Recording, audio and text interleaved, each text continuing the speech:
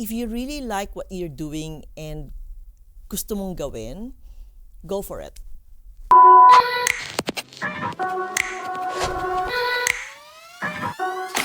Lahat tayo may kwento, lahat tayo may istorya, lahat tayo may istoryang pwedeng ikwento. Ako po si Audra para sa One Studio. At welcome sa isa na namang episode ng ating kwentuhan. Ang guest natin, hulaan nyo, isang wedding celebrant. Ano ba ang ginagawa ng isang wedding celebrant? Paano ba siya naging wedding celebrant? At kung ano-ano pang istorya ang pwede niyang ikwento sa atin. Halika, panoorin natin. Eto, dali! Oh, Mabel, welcome. Hi, Audra! Welcome ha. Ano uli pangalan mo uli? Mabs Mercado or Mabel Mercado. Mabel Mercado. Yes. Welcome. Salamat na paunlakan mo kami ngayon ha. Of course, thank you rin. Kamusta Thank na? you Kamusta? For having, okay lang naman, malamig, but Malamig nga. it's okay. Oo nga. All good. Appreciate namin na nandito ka ngayon. Oy, I appreciate that too na nandito ako. Para sa mga nanonood, pakilala mo naman uli yung sarili mo. Okay, ako po si Mabs. They know me as Mabs, but it's Mabel Mercado. So, I'm a marriage celebrant, Commonwealth Registered Marriage Celebrant. Every Saturday, Sunday, but pwede rin sigurong weekdays, some of the times. Some of the time. And I have a full-time work Monday to Friday. So, this is my Wow. passion, marriage celebrant. Yes. Sasabay mo lahat yun. Of course, yes, yes. Bago lumalim yung kwentuhan natin, Sure. kailan ka ba napunta dito sa Australia? If you don't mind. No, not at all, not at all. 1995, I was here with my family, so 2 kids that time. So yeah, 1995. Parang nandito kailan kami. lang? Parang kailan lang, my God. Yes.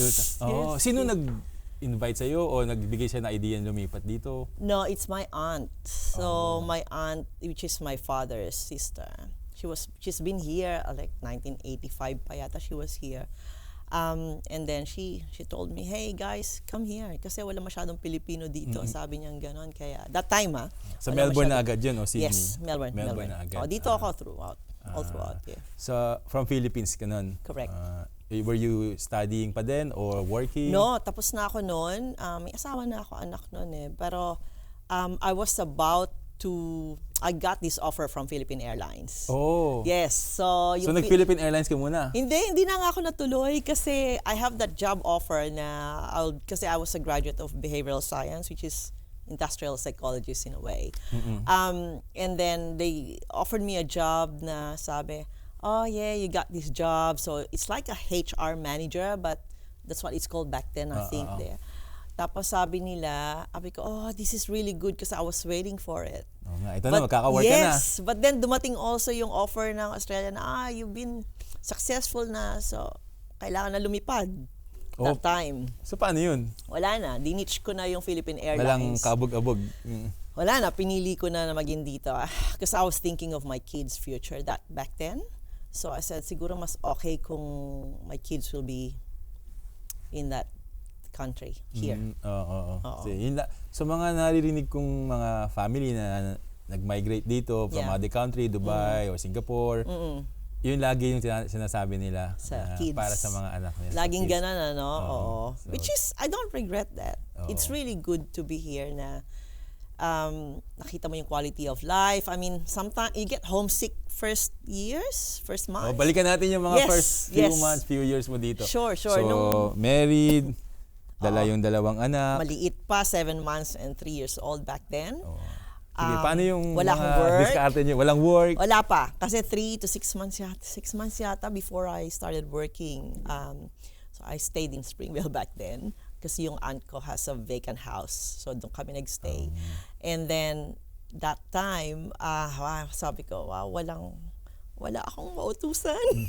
Ikaw mo din na mo gagawa ng kuha ka utos ng mo. tubig mo, sarili mo. You do your laundry. I don't know how to make labapa sa washing machine noon kasi sabi ko, paano ba to? Paano ba to? Oo, di ba? Tapos umiyak yung bata. I know, 7 months. iiyak yung bata. Tapos meron kang, magluluto ka pa pala. Anong iluluto? I don't know how to cook. I really don't know how to cook. So, Paano ka nakasurvive? itlog. Pritong itlog. Itlog. So, master of egg ka. Ay my God, yon. Tapos sabi ko, paano ba to? Tapos hanggang sa tumatawag ako sa mami ko, Ma'am, paano ba yung recipe ng adobo? Adobong itlog. Sinigang, yung mga ganyan, paano ba? Kasi yung Oh. the kids, they like that. So, After na naman, okay naman. Nag-start ako mag-part-time sa bank back then. Yun ang first job ko. And then, dinidaycare na yung mga bata. Medyo slowly, you're making progress. Oo, pero part-time lang ako that time. So, mahirap yon. So, pinagsabay mo yung work sa bank at tapos being a mom. Yes. Tapos may aral pa ng konti nun kasi being in a bank, hindi ako nag-start sa bank. I was a graduate of Industrial Psychology, so Behavioral Science. Oo nga, paano yun? Wala akong alam sa bank. I hate math. Sabi ko, I don't like math. Sabi ko, Pero sa bangko ka. yun ang, that time, that was yung available na job. So you just Sige, grab go it. for it. Sabi, at saka malapit, nalalakad ko that time eh. Sabi ko, sige, bahala na nga. Sabi ko, gano'n. Tapos naman yung bank naman, they see your performance, it was okay. So, binibigyan ka ng time na, sige, further training, further study, further ganyan. Nagkaroon ka ng break. That's it. It's a long story after that. So from there, hanggang sa napunta na ako sa corporate finance that time. Sa mga bagong dating sa Australia, yung Yeah. mga bagong dating sa bagong bansa, ano yung maipapayo mo sa kanila na, kasi ginawa mo, hindi ka naman, ayaw mo ng math, pero that's the opportunity present to you and you grab it. I took the challenge. So sa mga nandito, yung una siguro na, let's say, ang daming pumupunta dito, degree holder. Kasi back then, sabi nila, pag degree holder ka, may mga kaibigan ako dito na, at relatives na, they're really engineer from Mapua, from UP, from ganyan. And then, nakukuha nilang job is not their job. Sabi ko, ako din, actually ganyan, from industrial behavioral science, naging banker ako. Oh my God, that's two different things. Pero, yung nakita ko yon yung mga pinsan ko, sabi ko, and they took that, hindi na sila nag-effort pa na iba. So, ang siguro advice ko lang doon sa mga bagong dumarating, if you really like what you're doing and gusto mong gawin, go for it. Regardless. Kasi ako nawalan ako ng interest kasi kailangan kong mag-refresh ng aking course. Na kailangan daw, you have to get the master's para, sabi ko, I can't be bothered studying. Master in I really psychology, cannot be ganun. bothered studying anymore. Di ba sa atin, ang tagal mo nagsa-study? So I don't like that anymore. Sabi ko, hindi, banat na. Sabi ko, bahala it's na. the opportunity, so you grab it, di ba? Pero sa mga bago, tapos young pa sila na pumunta dito, go for it. Go ko anong gusto nyo, go for it. Maraming opportunities dito. Yeah. Lalo na ngayon. Yeah. Tapos, okay na, lumaki na yung mga, sa bangko ka pa din. Andito pa rin ako. Ah, Pero sa corporate na. Corporate Oo, na. which is really, I love that. Sorry, when I say love, it's really good, but it's really very challenging too. There are times na I have to sleep at 12 o'clock. Actually, most of the time, I sleep at 12. And then, 12 o'clock, wala na akong. Hindi ko Hindi na mo alam ang makapag-isip. iniisip ko. Kasi you need to focus. You need oo. to be detailed. You need, magkamali ka, konting pirma, konting error, it's on you. Malaking responsibility. So, it's good. Siguro nasanay na lang ako sometimes, pero ang stress level ko nasa taas. To the roof. Kaya pala, stress ka, nung 2021, nag-aral ka ng maging 2021, maging marriage celebrant. marriage celebrant. Yes, actually celebrant. Yes, because I love weddings. Pag kasi nag-start Sige, ganito kwento, paano nag-start yung... nag-start yan. Yung mga kamag-anak ko, kinakasal sila ng celebrants. No? Di uma-attend ako, ganyan, kayo Sa mag-asawa. mga garden. Yes, kita ko. Tapos sabi ko, kayang-kaya ko to eh. Sabi ko gano'n, bakit gano'n ang ginawa niya? Hindi, mas okay itong ginawa na ganito. Oh, so you're playing Yes, around na sa... tapos narinig ko yung vows nila, no. Sabi ko, more. I can do better. Yeah, I can do better than that. Hindi naman sa nag-ano ako, pero parang sabi ko, it's my passion, nandun yung puso. Parang, ang ganda nito. Actually, nanood pa ako ng, alam mo yung wedding planner ni J-Lo. I don't know if you watch it. I watched it 5 times. And I said, this is the job that I like, wedding planner. Wedding planner, pero naging... Correct, kasi yung planner, ang dami mong Dami mga gagawin. vendor, Kailangan mo ng ilang van, kailangan mong ipahabi ka. Sabi ko nga, magbubuhat kami lang mag-asawa. No, sabi ko gano'n. Different, sabi ko gano'n. Tapos nakita ko nga yun sa celebrant. Tapos meron akong nakakaibigan na, na siya senior years na niya, retired na siya, na sinabi niya sa akin yun, Maybell patawag niya sa akin niya, you can do better, ganyan. Sabi ko, sige, okay, di try ko. So, yun. Nag-aral ako that time kasi COVID that time eh. Sabi ko, this is the chance probably. I kakatapos think it's a lang. good chance na nangyari yon. Tapos nung ginawa ko, this is very interesting. And I didn't know na akala ko kasi yung mga celebrants, they just go there to just do their ceremony. No. Kailangan mo ng Privacy Act. Alam mo? Kailangan mo ng marami. Dami May pala, Privacy sige. Copyright Act, kailangan mo ng Migration Act, kailangan mo Marriage Act, back to finish, you have to know. Lahat yan naaralin mo. Lahat yun. Kasi legal siya. It's legal.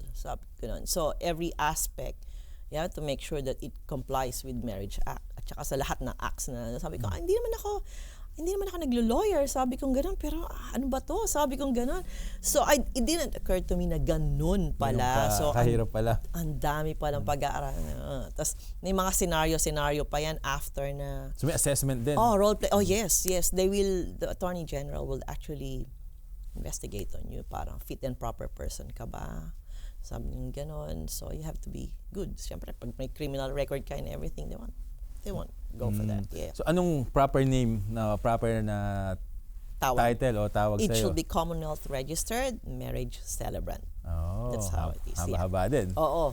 Kasi you have to be registered, no? To be legal para mag-officiate ka ng weddings. At saka hindi lang weddings. You can do other one like graduations, baby naming, dito sa mga non-religious tong sinasabi ko. And then you can also do funerals. Even funeral. But you focus mainly on weddings sa muna. Sa wedding. happy occasion muna ako. Sa weddings muna. But funerals is okay as well. Pero mas gusto ko yung happy occasions muna. Tama. It's okay. Sa mga nanonood, ano uli yung mga requirements? May mga Okay. requirements ba yan? So you have to study. Yeah, you have to study. At least sa akin 1.5 years. Pwede mong kunin siguro yun ng 1 year. Depends on you kasi may work nga ako full-time. So I have to go on that. So you do that, then do an assessment. Yes, and you have to make sure na yung record mo, And then you have to be fit and record. proper person. Yes, yes. Oo. Okay. Ganun Age. Doesn't matter. Doesn't matter about your age. Basta so I'm guessing legal age dapat. Tsaka you have to have the heart and passion for Oo nga. weddings. Hindi lang weddings, siguro as a celebrant. Like, difference kasi, ang mga funeral celebrants, they, nakakakuha sila ng, yung bang achievement, if nakakatulong sila sa mga tao, relatives, ganyan, na nagawa nilang okay yung ceremony. Ganun. Sa inyo naman? Sa akin naman, ako kasi, I love telling stories. I think yung mga bride and groom ko, kung nanonood kayo dyan, alam nila ako. Kasi I love to tell their stories. Kasi iba-iba. And that's the beauty of that. Kasi unique ang bawat story. Tama. And I Kanila enjoy yun. writing that. I enjoy telling their stories sa madaming tao, sa guest nila. Kinikilig ka lang. Yes. Minsan nga nagugulat sila, Ate Mobs, hindi ko sinabi. Sinabi mo yun ganyan, sasahin ganyan. But it's really nice to do that kasi nalalaman din ng tao, talaga, ganyan. Sabi ko, yun ang fulfillment ko. And then, pag obsessed din siguro ako sa vows nila. Pag yung nagsasalita na sila ng vows nila sa isa't isa, I love hearing them. Kasi ang ginagawa ko, sige, mag-vows ka, ganyan-ganyan. Binibigyan ko sila ng guide questions. Tapos pagka sinabi na nila, pati ako nasusurprise. Unless kailangan nila ng tulong. Sabi ko, I can read that, that's fine. Pero pag nandun, believe it or not, nasusurprise ako. And alam mo, minsan nga nakakaiyak kasi yung paglakad ng bride, di ba pag naglalakad sila, pag umiyak na sila, naiiyak na rin ako. Sabi ko, oh my goodness, I have to be professional. Sabi ko, but sometimes it's very emotional na, lalo na andun yung parents. Kasi bihirang-bihira yung nandun ng parents nila minsan kasi nasa Pilipinas, hindi makapunta dito. Iba. So pag nandun yung parents nila, tapos nandun sila, umiiyak na. Tapos umiiyak yung mommy at daddy, pati ako. Yung puso ko, andyan na. Oo, grabe. So, siguro nai-internalize ko yung wedding na yon. Kaya, iba-iba iba-ibang situation nila. Kaya Nakikilig, nakakakilig. Oo. Ano yung memorable experience mo bilang isang marriage celebrant? Madami. Nakakatawa, nakakatakot, o may palpak? Bloopers. Mga bloopers. Siguro Siyempre, nung nung simula. nung first wedding ko, kinabahan ako. So, nautal ako ng konti. Sa umpisa lang naman. Saying the names or yung... No. My name. My own name. Parang ganun yata. Pero, after nun, tas muntik ko na makalimutan yata na yung rings, muntik na. Pero, gumanon sa utak ko, nilagay ko ulit sa after nung isang sequence yata nilagay ko. Kasi may sequence yan eh. Oo. So, yun lang naman. So far, so good. Thank goodness. Pero, so after nung first blooper, syempre, parang okay na. May iba pa. May sometimes, I think, nakakalimutan. No, yung mic, nawala ng battery yata or something. Sabi ko, oh my goodness. Sabi ko, I tried to project. Tapos, buti nagkaroon na, nilagyan ako ng spare mic. So, yun, okay naman na after nun. It was good. Pero, ang ano ko lang, may mga lumalapit sila sa'yo, which is really good. I love that. Nagtatanong sila, fine. Sabi ko, kahit di ko kayo ikasal, I'm willing to give you a bit of, kung ano yung alam ko, ganyan. Tapos sabi, may iba na, sometimes they take advantage of you dahil Pilipino ka siguro, na merong pumunta sa akin one time na, ate, sabi niya gano'n, papakasal kami, ganyan. Okay, tinatanong ko may previous marriages sila. Sabi niya, wala. Tapos sabi ko, sige, kasi disclosure yan. You have to disclose to the celebrant kung ano yung status mo, right? And then kung kasal ka o hindi, kung kinasal ka naman back then, you have to present your divorce certificate and annulment certificate, okay? And annotation pa yon, marami yon. And then, pumunta siya sa akin, sabi niya gano'n. Tapos nun, padating na yung, 2 weeks na lang yun bago ikasal sila. Biglang sabi niya, ate, sabi niya, natatakot ako sa vows, kinakabahan ako. Bakit? Sabi kong gano'n. Kasi gano'n nangyari sa akin ng previous marriage ko. Teka, matagal na yung di ba sabi mo, wala na, ganyan. Tapos sabi, hindi, kinasal ulit ako pala. Sabi niyang gano'n, sa Pilipinas. Kinasal daw siya. Gano'n, kaya hindi ka ako mabigyan ng Senomar. Parang gano'n doon sa ganyan. Sabi ko, you have to disclose that properly. Kasi sabi ko, if you don't, that's bigamy. Sabi kong gano'n, mapipenalize ka nun. Under the Marriage Act, you have to be honest pag sinabi mo yon. So, hindi natuloy yung kasal. Sabi ko, I have to have the certificate before kay kasal. So, yun lang ang inaano ko sa kanila. Sabi ko, I can help you, but you have to be honest. Kasi at the end, hindi ako yung responsible nun, kayo. Dahil you're disclosing something, you have to disclose Sila yung nakapirma doon. Yes. It's legal. Legal and binding. Once na pinirma kasi ilan yan. yun yung notice of intended marriage mo. They will ask you, never validly married, divorce, o ganyan. Tapos meron ka na naman pipirmahan before the ceremony na declaration of no legal impediment. If you're over 18, you should say that. Tapos dapat over 18 ka pala, tsaka yun nga yung marriage status mo, kung meron ka o wala. Huwag ka nang magsinungaling dapat, di ba? You have to be honest. Kasi okay ka ngayon, pero in years to come, it will bite you, di ba? Sa rin babalik yun. So, yun lang ang inaano ko sa kanila most of the time. Most of the time naman, they're okay. Most of the time. Nabanggit mo yung mga Pilipino. Most ba yung kinakasal mo is mga Filipino o? No, meron ako mga kinasal na Indian, Australian, European. I actually enjoyed that sa Brighton noon. Kasi, yung kinabahan ako doon. First time kong kinabahan ng sobra na matagal na akong celebrant na sa Brighton. Pagdating ko doon, lahat ng tao, there's no Filipino. Ako lang tsaka asawa ko. Kasi yung asawa ko, he was doing the lights and helping me with my speaker, no? Good. Tatanong sana sa'yo, on side note, dala mo yung PA mo. Yeah, I have that speaker and everything. I have that. At saka mic, akin yun. Tapos, pagdating ko doon, they're all like,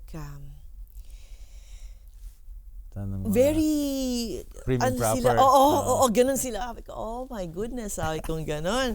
So, walang Pinoy, wala akong supporter dito, ako lang. But, sabi ko, okay, nagdadasal muna kasi ako bago ako. I pray before I go and do the officiating kasi para matanggal yung mga nerves Oo. ganyan. So I did that. And then I was happy naman na okay siya. And then at the end, nilapitan ako ng daddy niya, mommy niya, nung bride, at saka yung ibang guest. You did very well. Kasi they're very complimentary ang mga Oo nga. Aussie. Ganyan sila. Oo nga. Pagkatapos, if they really like you, they will They go will tell and you. approach you. Yeah. Tama. And I was so happy. Yung isa, binili pa ako ng drinks. So I was really happy with what you did. Ganyan, very solemn yung ceremony mo. And a bit of joke and fun in there. Sabi, that was just balance. Tapos yung daddy niya, oh, come on, let's drink. Sabi niya, ganon, you did very well. Happy naman ako. Masabihan lang ako noon, I'm happy na. Yun lang ang price ko talaga. Tapos may isa naman, one time, ito. Dati siyang mayor ng, hindi ko nasasabihin, somewhere. He was really good looking. Tapos, kamukha siya ni Superman. Oh. Oo. Tapos, ang wife niya is Asian. And then, sabi niya, magpapakasal kami, ganyan. Sabi ko, bakit ako ang napili niyo? Sabi ko, where did you get my name? Oh, someone just told me, like who? Sabi ko, kasi normally From sa the- Filipino sa Brighton community ako. event. Yeah. Tapos sabi niya, oh hindi, sabi niya gano'n, basta nakita kang ganyan. Okay, sabi kong gano'n. I'm not familiar with this. Sabi ko, sige ka. So, dati siyang mayor, pero wala na. And then, ang mami niya is very high in sa politics dito, sa government dito. Sabi ko, oh my God, and she will be there? Yes. Oh my goodness, like, naman, nerves na naman. Ito talaga pinaka super challenging sa akin yun kasi pagdating ko, may quartet pa sila, which is good. And then pagdating ko, yung mga guest niya is somewhere from the government. Oh. Sabi So, ko, they will know if mali ka na. I was so conscious of my grammar. I was so conscious of The how I sequence. pronounce. Yes. Hindi, more on the sequence, okay.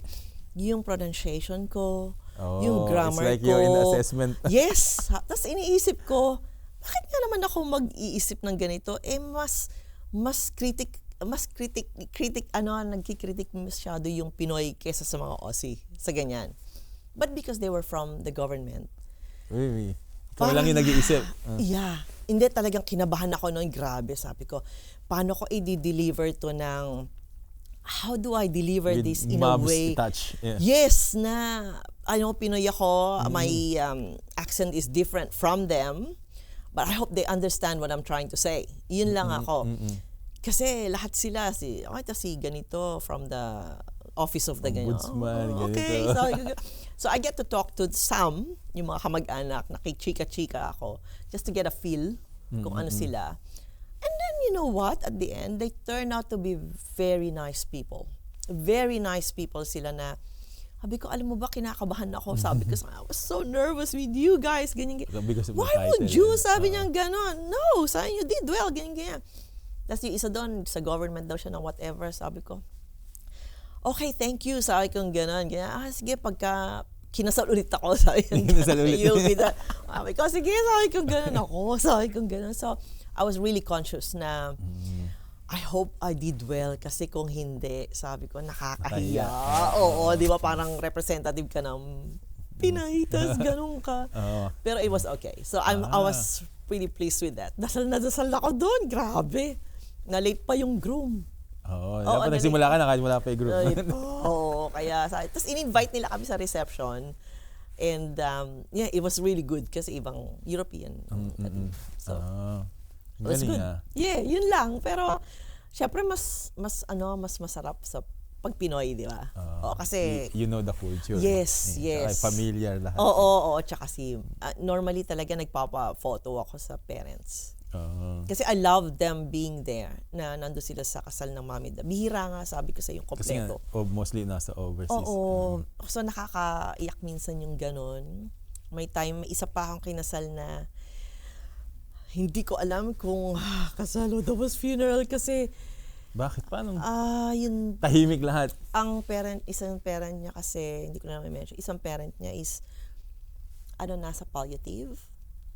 So, inagahan yung kasal para, Umabot. oo, kasi, baka nga hindi na umabot kung next month or something. So, pagdating ko, yung mga tao malungkot. Hindi na umabot. Nalungkot din ako kasi Na-feel mo yung vibe. na-feel ko. Alam mo naman yun parang nakakalungkot ba't ginagawa to ganyan kasi. So ayun, kasi alam mo yung ang masarap sa dito sa pagiging celebrant ko. Yung mga vendors na kasama ko rin. Yan, si Mikel, yung mga talk to us photographers, about mga videographers, hair and makeup artists, event stylists, photo booths. Ano pa ba nakalimutan ko? Baka makalimutan DJ, ko. mga DJ. DJ, asawa ko DJ. Ayan, baka nalimutan mo. DJ Rich yan. And then yung mga, sino pa ba? Mga singers, yan. Yung mga Kasi entertainers pag dun sa... sila nakakasama ko, yan sila Mikel, sila yung mga photographers, yung mga videographers. Alam kong sila, no sweat. Pupunta na ako kung anong gagawin ko. Sila na bahala. Alright? Okay. May time na, ang difference ito sinasabi ko lang yung difference. Pag mga Pinoy, ang vendors, talagang masipag sila. Work ethics for me sa mga nakatrabaho ko. 100%. Saka they go beyond, di ba? Kahit Nakatrabaho ko ang non-Philos na lang, sasabihin ko non-Filipinos or non-Philos. And nasa table kami, nasa table din sila. So, minsan may mga relatives na, pwede mo kaming kunan dun sa sabi niya, dali lang kasi tas magreklamo siya, kumakain pa ako, sabihin ganun. pag sa Pinoy, tatayo lahat, tatayo agad dyan. Hindi mo sila makikita. They are doing above and beyond. Talagang grabe. Shout out sa mga Pinoy vendor. Oo, ang galing. Kaya nga sabi ko, every time na may makakausap akong couples, kung pwede ito yung mga listahan ko. Just pa-quote kayo.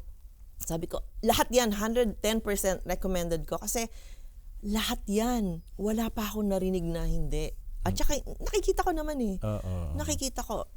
Katulad ng halimbawa, yung mga photographers, videographers, kami, tsaka mga event stylist, instead na yun lang ang trabahuhin namin, we help. Okay. Yung husband ko nga, si Rich, DJ siya, kanyang equipment, sarili niya.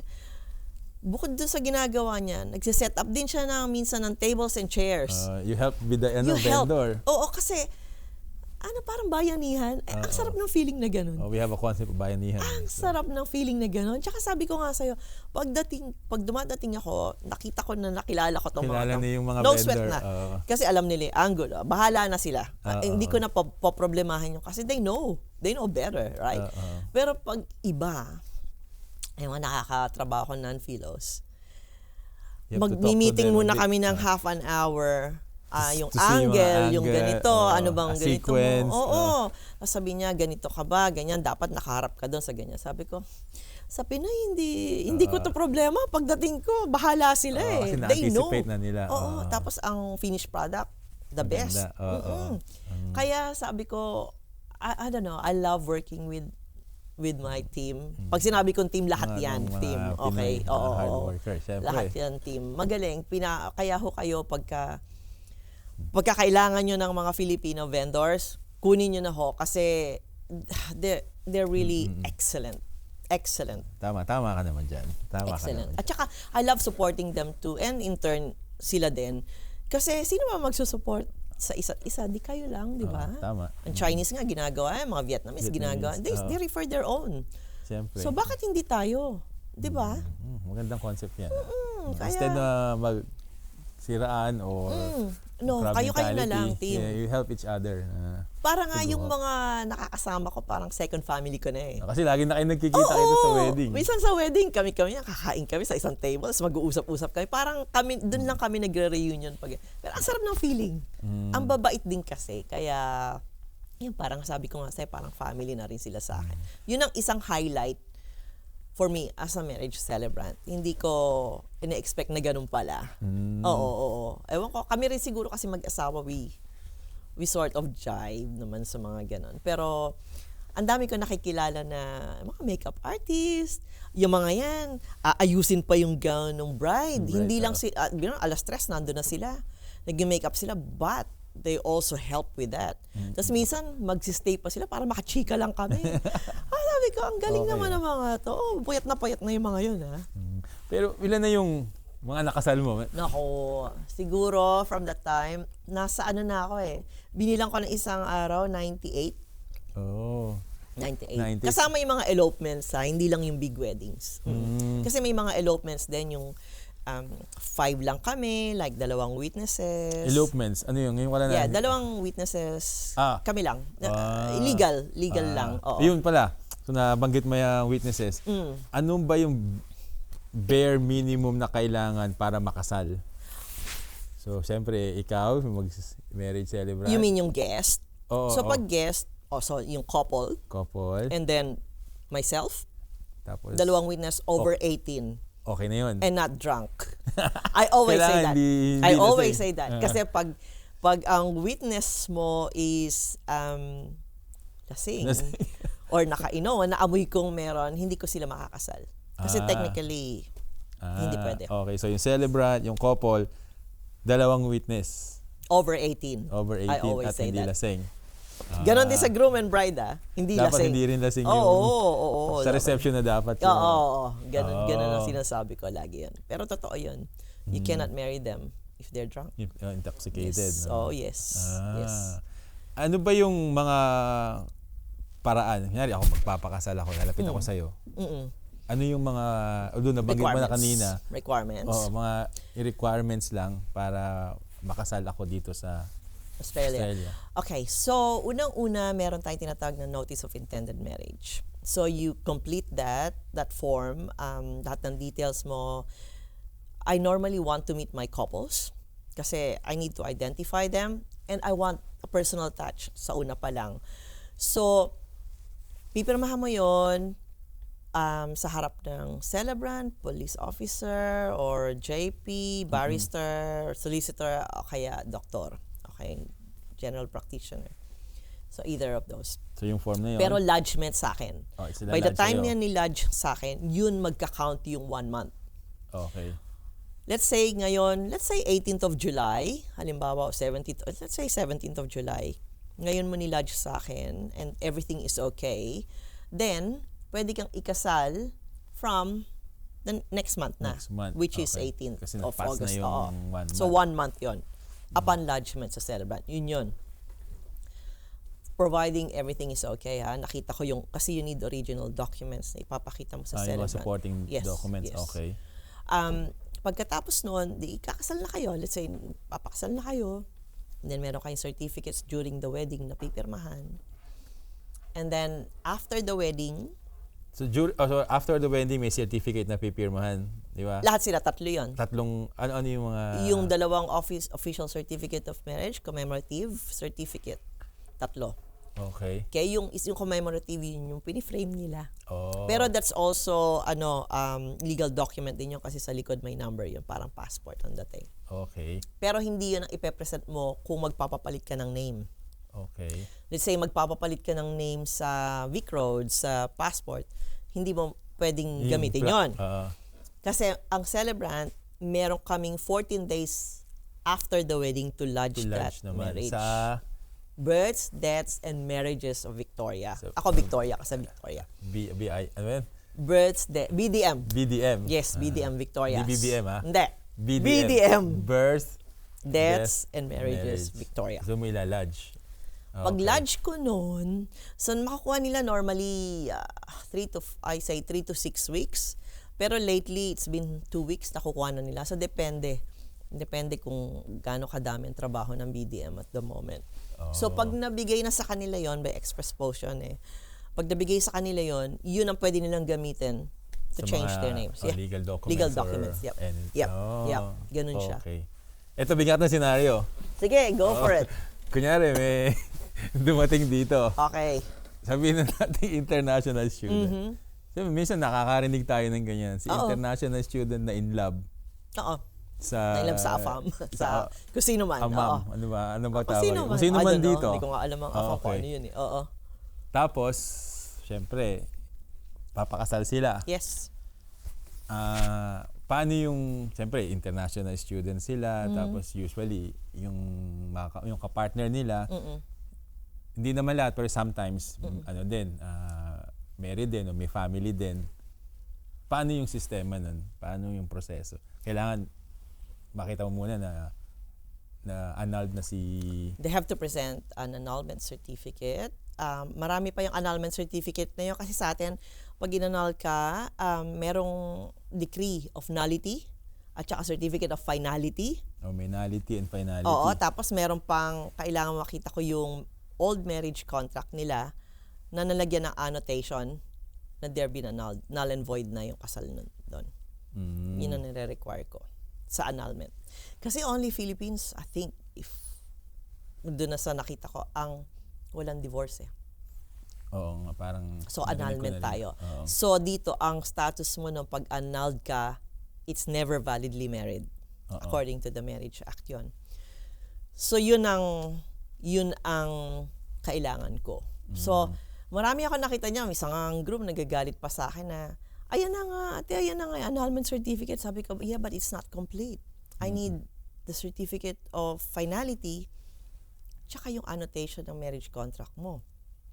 Then, I can be sure that you have, wala na yung marriage mo, null and void na. Pwede ka na magpakasal. Pero until I see that, sorry. Kasi we're talking about legality na. Correct. Correct. Yeah, it's legal and binding. I always say that. If for whatever reason, nakalusot, kang na, kasal pala siya. Tapos nakasal dito. Kanginong may problema? It's on you or on them? Or? According to the Marriage Act, it's a bigamy, right? Yes, Bigamy yun. kasi Kaya pumipirma sila doon sa Notice of Intended Marriage ng status nila, kung ano ang conjugal status. And then before the ceremony, merong declaration of no legal impediment. Where, again, you're being asked, are you over 18? Have you been married before? Ganyan, ganyan, ganyan. So if you tick there, never been validly married, pero kasal ka pala, and then you went ahead with that, then it will be you. Kasi ikaw yung pumirma doon. Kasi disclosure yun eh. You have to be honest sa celebrant mo. Ngayon, pumirma ka rin, sinabi mo hindi ka kasal, why kasal? Unfortunately, yeah. So let's just do the proper way and be honest. Do the proper way and be honest, correct. Wala namang, sa akin, mas okay yun, mas malinis. Di ba? Kesa naman later on, maging problema mo. Nakakailang, ibang topic naman. Sure. Nakakailang wedding ka sa isang weekend? May time na yung sobra, dalawa sa Sabado, tapos may Friday, tapos may Sunday. Hectic yun. Hindi ko nalilito niyo. Hectic nga yun eh. Kaya sabi ko, hindi ko dapat gawin to. Once lang nangyari yun, tapos i-schedule mo at least sana once or kahit twice sa weekend o kahit once. Mas maganda. Para you give your 100%. Correct. Kasi di naman after wedding you go out na kasi sometimes you stay for reception. Most sa Filipino they do. And they're nice. They invite you. Pero actually dun sa non-Filos, they do as well. Siguro natututo sila from us. Very good. Na iniimbita ka na rin nila for the reception. Pero technically, they're not obliged to do that. Yung sa tatanong ko kasama ba yun No. Sabi ko nga, wag kasi I don't want them to, to feel na... sabi ko hindi kayo obligado. I normally go. I normally leave after. So after ng ceremony... I have to leave. Pero kasi minsan nga, DJ din yung husband ko. I have to stay. Kasi nga, tinutulungan ko rin siya. Ako yung assistant eh. Pag hindi ako nagkakasal, nag-a-assist ako sa kanya. Sa tigabuhat ng mga equipment. Meron akong mga nakikita minsan na marriage celebrant, tapos sila din yung MC sa Ginawa reception. ko rin yun. Pero hectic yun. Kasi full day yun. Na full day. Hindi yun eh. Kasi kailangan mag-switch off ka sa pagiging celebrant mo. And then, mag-switch on ka sa pagiging MC. Magkaiba yun. Talk to the crowd. Correct. Tapos yung programming pa nun sa venue. Kaya, most of the time, ang dami kong kilala na MC na magagaling. Kinukuha ko na lang sila. Sabi ko, ikaw mag-MC nito, ganyan. May isa nga akong pinaka-isapan ako. Andito siguro siya. Hindi ko na sasabihin. She's actually a solicitor. A lawyer siya. And then, kasi wala na akong makuhang MC dahil lahat book sa date na yon. Pwede mag-MC ka? Sabi kong ganun. Sige na, sabi niya ganun. Oo naman siya. Sabi ko, tignan mo, solicitor ka na, MC ka pa. Mataas bayad dun. Hindi naman. She's doing it for fun as well. Kasi gusto niya. Sabi ko, that's good. Sabi kong ganun. So, yung MCing is different. Totally different. But I did it before. Pero exhausted ka after. So ngayon Lahat ng ay energy mo. But I purely help marriage. naman. I help naman. Minsan kasi yung ginagawa nilang MC, yung mga kamag-anak nila, You give them parang support. input or Sinusupport support. ko sila. Ikaw dapat ganito gawin mo, ganyan. So, they listen naman. Ate, thank you, ganyan. Kasi, ewan ko, love na love kong gumawa ng ganyan eh. Wag lang work. Parang katulong lang, okay na ako.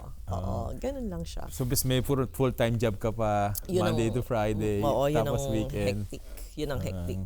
Kasi it's technically hanggang 12 o'clock ako talaga halos minsan nagwo-work. Kasi I work from home not 2-3 days. And then sa city ako.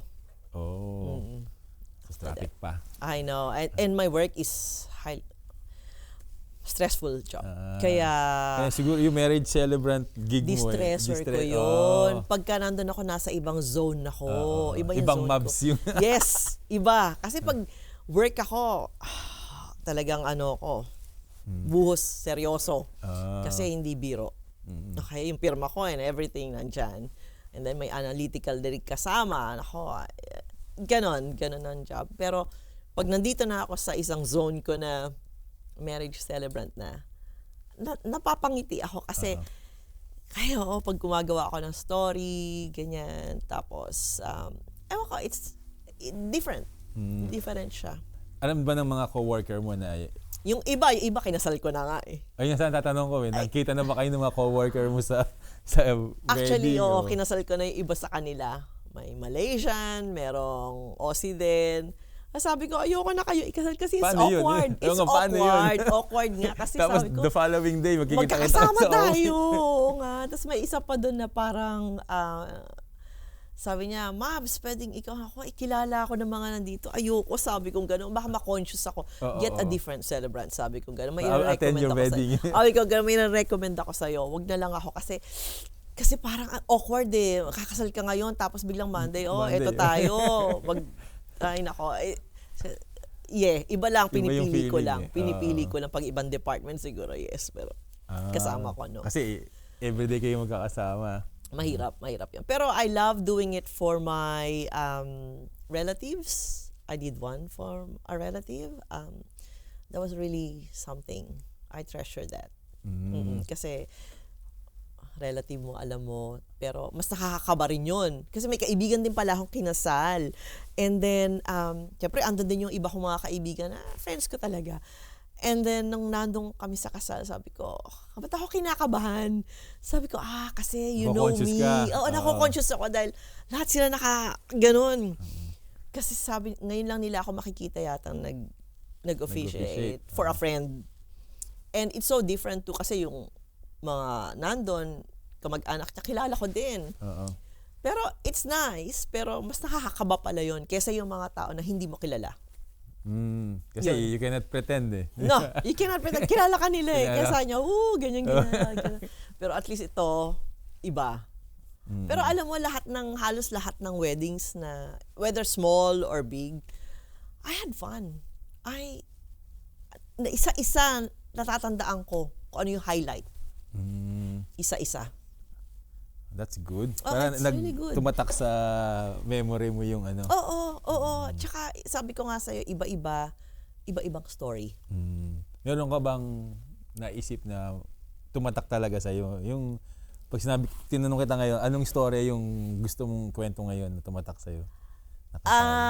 Meron yung...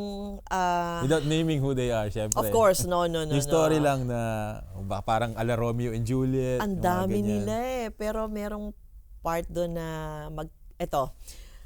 magkaklase sila noon. Sa Pilipinas, okay? Tapos pinag-iwalay na magulang. No, nag-separate ways. Okay. Parang MU, alam mo sa atin, MU noon. Uso pa Islam. Oo, parang ganun sila. Tapos naging sila... Alam mo yung sa atin nun. And then after nun, yung lalaki napunta yata ng Amerika o basta isang country, tapos siya dito. Okay. And then yung lalaki o yung babae pumunta dito. Okay? Nagkita sila dito. Hindi nila alam na nandito si girl. Nagkita sila via common friend. Common friend. Tapos, pareho silang hiwalay na sa mga asawa nila. Oh, kasi so nagdaan na yung ilang years na. Okay. So, Ilang years nagkinasal na sila and everything. Oo. Tapos pagdating dito, yun, after how many, naging sila.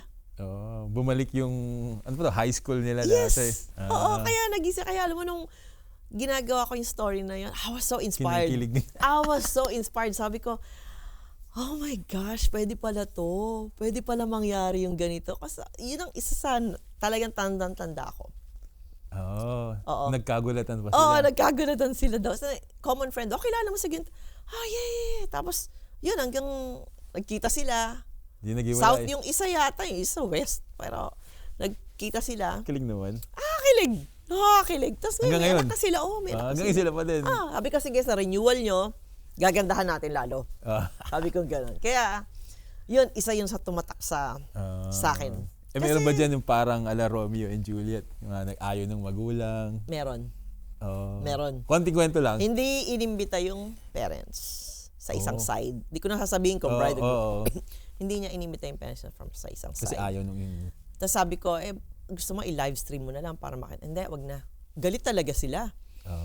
Doon ako nalulungkot naman sa ganun. Kasi, paano may na-handle yun? wala. Kung ano yung gusto ng bride and groom, sila yung masusunod eh. So sabi ko, parang bigyan mo lang ng konting acknowledgement ng parents mo, pero hindi mo sila mapipilit, right? So kung ano yung gusto nilang sabihin, sabi ko, once in a lifetime lang naman na ikakasal ka, bigyan mo naman sila ng tribute. Kahit konting-konti lang. Sabi niya, wag na ate, ganyan-ganyan, kasi ayaw naman nila yung ganito eh, so ganyan-ganyan. Baka ngayon lang, pero talagang masama ang loob niya. Parang ako rin ako pa. Hindi magaang sa loob. Kasi parents are parents, you know? But you have to be professional din. You have to be professional. Kaya nga sabi ko sa'yo, pag naiiyak ako, talagang tumatalikod ako. Kasi pag tumatalikod ako, nagpupulas ako ng nakakahiya. Kasi you have to control that emotion. Kaya nga hindi ako masyadong sa funeral kasi talagang ma-emote ako. Okay. Oo. Mababaw ang luha ko eh. Hindi mo maituloy yung... Oo, di ba? Kaya sabi ko, mas okay muna. Dito muna ako sa happy occasion. Yun. Kaya, yun, pag naiyak sila, naiyak din ako. Nasama. Lalo na sa vows, naiyak din oo. ako. Kasi yung mga sinasabi nila, minsan na, akala ko ganito ka, ganyan, tapos naging ganun ka pala. Ngayon, ganyan. Parang, wow, galing naman. Sa lahat ng mga kinasal mo, simula 2021 hanggang ngayon, may naghiwalay na ba? Ay! Wala pa naman! Pero knock-knock. Huwag naman sana. Inahawakan ko pa yung record ko. Wala pa. So wala pa? Huwag naman. Huwag naman. Yan, guaranteed yan. Goal ko yan. Kung magpapakasal kayo. Goal yan. Goal Alam niyo, hindi kayo magkahiwalay. Oh my God. Sabi ko, sana wala pa. Wala pa naman. Wala na. Wala. May muntik na tumawag sa akin, pero hindi natuloy kasi sabi ko, that's good, sabi kong gano'n. Kaya, keep that record. sana, sa panahon ngayon mahirap, yun, pero sana. Naisip ko lang, kung baka hindi. May times na... No, wala pa naman. Wala ako nababalitaan, don't get me wrong, hindi ko alam. Pero halos mga naging bride and groom ko, naging close sa akin eh. Ayun pala, tatanong ko nga. It's so good. Yung kasi, mga kinasal mo dati, naging kaibigan mo. Siyempre, nakikita mo din sila. Oo, tsaka ate, ganyan. Alam mo, hindi ako nag-advertise. Wala akong website. Lahat ng post ko lang nasa Facebook, tsaka sa Insta yung iba. I don't, yung fully advertised na yung sa iba, na meron silang sariling page. Kasi yung word of mouth sa'yo. Oo, yung mga brides, kasi okay na yung mga bride and groom mo na mga kaibigan nila, kinakasal, ganyan. And it's so nice when you get that. That's the best compliment you can get. Best compliment you can get. Yung mga ganun. Masaya pala maging marriage celebrant. Oo, masaya. Basta mag-stick ka lang sa marriage, you have to stick with that. You cannot go beyond it. Hindi. Kung ano lang yung rules. Oo, kasi alam mo, as a celebrant, every year meron kaming assessment. So every year we have to go through that. Yung... Ano ba tong written assessment ba to? OPD, oo. Parang exam na ang dating niya. So you have to pass that. To make sure na you're always updated sa mga acts, sa mga rules. Oh, yes. Yes. Oo. Tsaka dapat nasa isang association ka para alam mo yung mga bago. Na-expired pala yun? Na-expired ba yes. 1 year lang yun. And then you have to keep doing your assessment. Because if you don't, hindi ka pwedeng mag-officiate ng ceremony. Kaya nga kung may mga ikakasal ko next year, ko kailangan ipasa ko to. Kasi kung hindi ko sila makakasal next year. Oh, That's how it works. paano kung ako magpapakasal, paano ko malalaman na Registered registered ka. ka? Meron ako, may link sa Okay. Attorney General. So Nandun yung pangalan mo. you have to put list of registered celebrants. Yun. Doon You sa have mga- to have that. Yan. Doon sa mga magpapakasal, kailangan mo yung link na yon, na list of Marriage marriage celebrants. celebrant. Registered Registered. marriage celebrants. Google nyo na lang. Oo. Tapos andun yung list. Tapos bibigay ko ano yung area mo and that. Because you need to know that maraming scammers ngayon, hindi mo alam. Oo nga. You diba? don't know. In everything. Magulat ka, akala mo, legally kasal ka, hindi pala. Kasi, Correct. di ba, pag kinasal ka ng hindi Hindi registered yung nagkasal sa'yo. And marami. Meron bang story ganyan? Ewan ko, may mga naririnig lang ako. So, yung kasal mo invalid kasi, Hindi, mostly ano yan yung iba, yung may mga pop-up, parang churches sila. I don't know, ewan ko, narinig ko lang sa ibang news yun. Pero you just make sure na registered yung celebrant celebrant. nyo or to be legal and valid. Otherwise, hindi valid yung gumastos ka lang. Yung pa isa kong palang sasabihin. sige. So, most of the time, pagka makausap ko yung couples, no? So, they have a budget for their venue, they have a budget for their, photographers, ganyan-ganyan. Pero, minsan, hindi nila siguro nare-realize na if not for the celebrant, sa amin, hindi magiging legal ang wedding nyo. So, kailangan may budget din sa wedding. Correct. So, minsan kasi bakit magkakasal ka lang, ganito, ganyan. No, there's more to that. You pay for more than that. Ang trabaho namin is before the ceremony, during is pinakahuli na yon. After the ceremony, Kasi dapat legally lahat, di ba? correct. At saka, yung license namin. Okay, tama. So, minsan pag sinasabi, ate, bakit naman ganito? Ganyan dapat ang ganyan-ganyan. Sabi ko, alam mo, kung wala sa celebrant, hindi legal tong wedding nyo. You have a budget for your venue, ganito, lahat ng suppliers. You have to have a budget for your celebrant. Kasi sila ang magli-legalize ng wedding mo. Oo. A lot of people don't realize that, but it is. Tama. Kung wala, is parang party lang yun. Correct. Tsaka uunahin mo, pagka nagpa-plan ka ng wedding mo, is celebrant. Kasi may 1 month yan eh. Kasi I've experienced, ang daming, actually couple of times na eh, tumatawag sa akin. Ate Mab, sabi niya gano'n, nag-book na kami ng venue, ang is in 2 weeks time. What? Pero you need 1 month. 1 sabi month. mo. Correct. 1 month notification. Unless may valid reason kasi may shortening of time. May valid reason ka, very strict yun, na i-approve ka ng BDM or ng court, family court. Na-book na yung venue, valid reason ba yan? Hindi. No. One of the valid reasons yung may nangyari ng ganyan sa akin, yung terminal illness ng parents. Yung sinabi mong, okay. 2 beses na nangyari sa akin yun. Na you have to apply to BDM na para i-shorten yung time or sa family court to shorten that time. But without that, 1 month is 1 month. So, yun lang ang mga lumapit sa akin.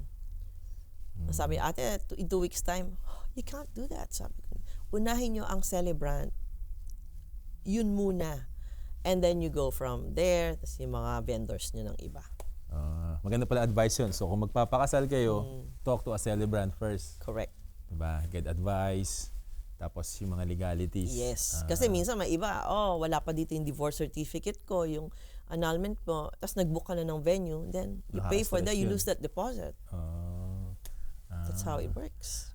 Well, maraming tayong napag-usapan, Mabs. Bago tayo matapos, bigyan mo naman kami ng at least 3 bagay na natutunan mo being a marriage celebrant. Okay. Natutunan ko na, yun nga, ang love stories pala, iba-iba. It's unique for every couple. Okay? Pangalawa, may forever. Sabi nila, may forever. May forever talaga. Cheesy, ano? Hindi, may mga nakita ako na they really value marriage. They really value yung meaning ng marriage. So, at tas meron din yung mga bata ngayon na mga kinakasal, they just think na, yung pang third pala, most of the dating apps ngayon, yun, kinakasal. Ngayon, ang dating is different. Hindi na siya katulad ng sa atin. Kasama ako dyan. Ako yun. Yung traditional na nililigawan mo, Oo. ganyan. Hindi ngayon. Dito. Puro halos swipe. puro dating app. Sabi ko, how do you do that? Sabi ko, hindi ko yata kaya yung magdi-date ka through Oo. Tapos, magpapakasal na ka. Hindi, mag-meet up muna sila. May eyeball silang tinatawag. Tapos pagka nag-meet up na sila, yun na. So sabi ko, ganun pala You're ngayon. amazed Ibang-iba, no? Yun ang natutunan ko na parang, oh, wow. Ibang-iba pala. Okay. Yun. Maganda yan. Pero ang goal ko, may goal ako, na hindi ko pa na-achieve and I hope, bago ako mag-retire from celebrancy later on, ma-achieve ko, gusto kong makapagkasal ng nasa nursing home, aged care. Oh. Kasi di ba yung mga love story Parang dyan? The Notebook. Oo, hindi ko alam pero talagang gustong-gusto ko na makapagkasal ako na yung nasa senior years na sila na yan. Kakaiba siguro kakaiba experience yun. No? Gusto kong maka-experience nun. Yung mga Wala iba natin. kong kasamang celebrants, ang experience nila is sa hospital, which Iba naman hindi yung ko alam kung ready ako doon, yung hospital. Yung isa is dying, tapos yung isa nandun, parang hindi kaya ng dibdib ko pa yon. Pero gustong-gusto ko talaga yung mga nasa 80 years old na sila, so magpapakasal sila, yung nagkita sila ngayon. After Makakatuwa many yun. years, Oo, yun ang ano ko, goal ko. Malay natin. Sa We'll mga may see. aged care dyan, kung may magpapakasal, dito ako. Baka may mga love story dyan. Oo, di ba? Di ba? Oo, yun ang ano ko. Para iba-iba, di ba? Experience mo na. But it gave me a lot of experience. As I've said to you, yung mga vendors talaga. Isa yun sa highlights ng pagiging celebrancy ko is to be with the Filipino, I will say Filipino kasi sila yung nakakasama ko. Vendors na wala akong ma-filter sa kanila. Talagang the best silang katrabaho. You feel family. Kasi, Family, second family. Yun. Well, bago tayo matapos ng kwentuhan, Yes. ano yung maipapayo mo sa mga magpapakasal o nag-iisip magpakasal dito sa Australia? You can talk to them. Well, first of all, go for your budget. Kung magkano lang ang budget mo, then stick to that. Hindi pwede yung mag-venue ka tapos mag-quit ka pala kasi malulus mo yung deposit mo and everything. And that's the same with vendors. Sa mga Filipino vendors then, you have to tell them what your budget. Kasi napaka-flexible nila eh. Pwede namang, sabihin mo, halimbawa, ang budget ko is only like 4,000 o ganyan. They will cater for that. Gagawa nila ng paraan yun sa structure nila. And then, that's the same with me. Kung lalapit ka sa akin, ako naman kasi wala akong add-on, whatever. Ako pag nagbigay ako, fixed price na yun. So, but hindi ako naglilimit doon. Minsan ang rehearsal ko, walang charge. Tsaka yung initial consultation mo sa akin, hindi naman kita charge. Parang help ko na lang yun. Pero I also come with a lot of Filipino vendors na time and time again, lagi kong pinopromote sila kasi talagang ang gagaling nila. Kaya if you talk to me, I will also give you the list. Ito ang mga vendors na all you have to do is get a quote from them and I can assure you they're the best. Wow, galing naman.